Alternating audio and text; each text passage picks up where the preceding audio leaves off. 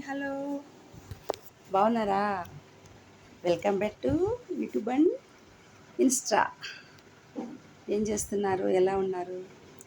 ఇప్పుడేనండి మా పిల్లలు స్కూల్కి వెళ్ళిపోయారు. రచ్చ రచ్చ చేసేసారు. వాళ్ళకి స్నాక్స్ ఏం పట్టాలో అర్థం కాలేదండి. చోళీ శనగలు నానబెట్టేశాను.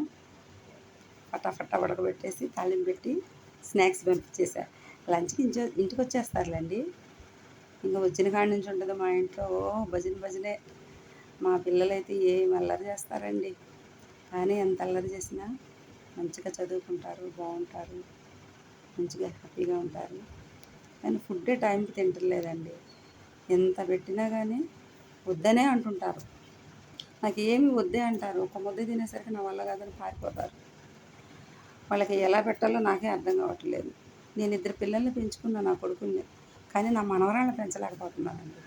వాళ్ళు నా చేతి ఫుడ్ అంటేనే పరుగు తినిపిస్తాను, ఎక్కువ తినిపిస్తానంట. వాళ్ళకి భయం. కానీ తినాలి కదండి పిల్లలు, తింటేనే కదండి హెల్తీగా ఉండేది. వాళ్ళకి పప్పుకూరలు ఎక్కువ పెడతానండి.